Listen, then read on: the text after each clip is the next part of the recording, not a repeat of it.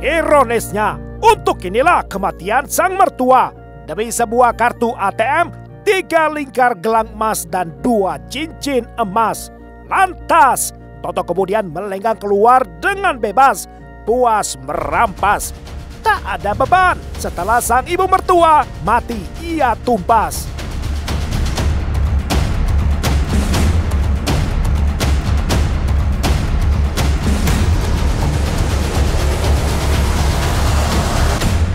Tak ada rasa penyesalan ketika darah sang mertua membasahi tangan. Tak ada niat pula menyerahkan diri kepada pihak kepolisian, apalagi niat mengakui perbuatan. Malah Toto sempat-sempatnya lanjut bekerja mengirim pesanan makanan.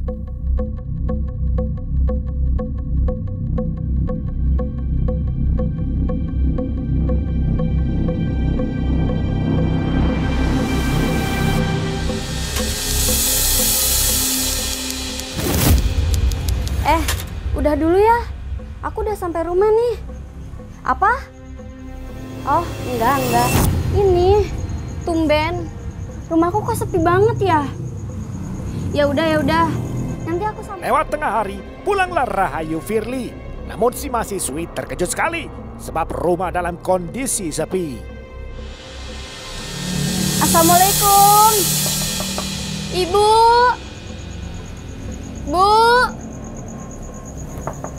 Bu, bukain pintu, Bu. Ibu. Ibu di mana ya? Masa siang-siang gini ibu ke pasar? Gak mungkin lah. Ya udah deh, aku pakai kunci cadangan aja.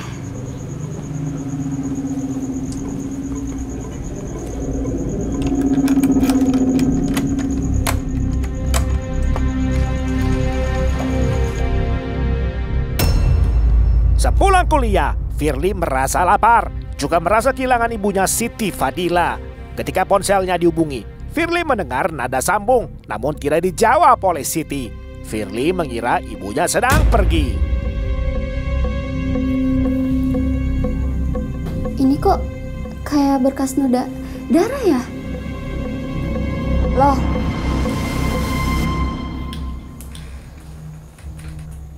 Ini kan kacamata Pak De Totok.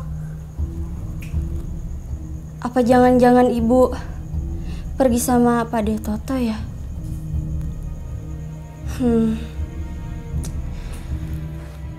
Ibu.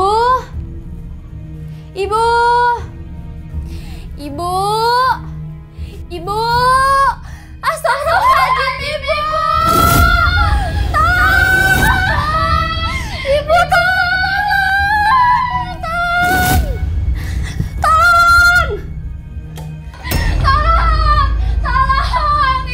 Teriakan minta tolong Firly mengundang warga datang. Namun orang-orang tak bisa berbuat banyak. Perihal heboh temuan mayat Siti yang mati tergeletak. Selanjutnya polisi yang bertindak.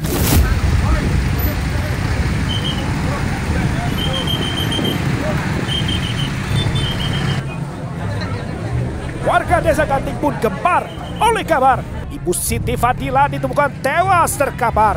Warga kampung tumpah ruah keluar, mereka gusar oleh perbuatan pelaku yang barbar.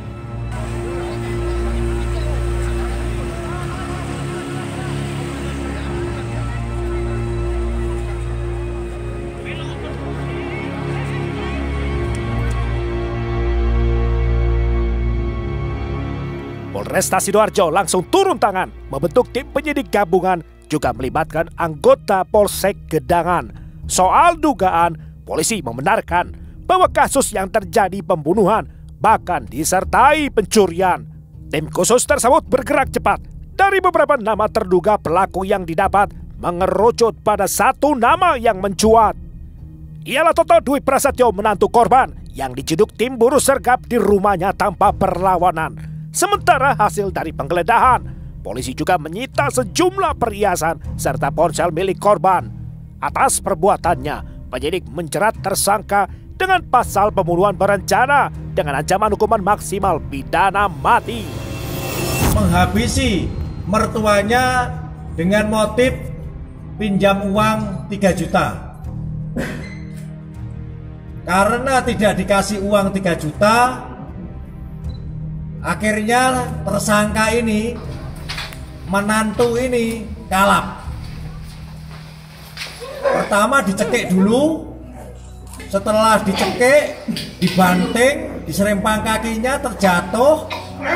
Habis itu dipukul pakai miniatur kapal yang terbuat dari keramik di belakang, kepala belakang. Setelah itu masih gerak-gerak lagi, diseret ke dapur. Di dapur itu ada LPG dulu. Ada apa namanya ini? Tabung gas LPG.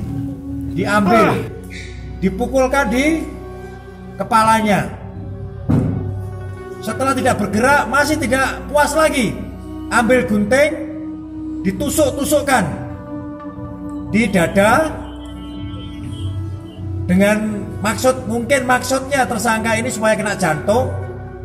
Terus ditusuk-tusukkan lagi di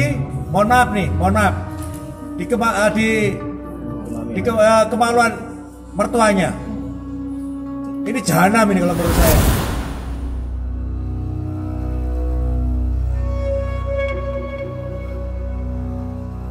Toto Dwi Prasetyo duduk di kursi terdakwa, menjalani proses persidangan lewat teknologi dunia maya. Setelah berlangsung selama beberapa pekan, Majelis Hakim Pengadilan Negeri Sidoarjo pun mengambil putusan yang isinya menyatakan terdakwa terbukti bersalah secara meyakinkan. Lantas majelis menjatuhkan hukuman seumur hidup terhadap terdakwa, jauh lebih berat dari tuntutan jaksa, yakni sebelumnya hanya 20 tahun penjara. Sebab majelis hakim menilai perbuatan terdakwa tergolong sadis, serta motif terdakwa pun dinilai tidak logis. Selain itu pula, majelis hakim melihat tidak ada satu hal yang meringankan perbuatan terdakwa.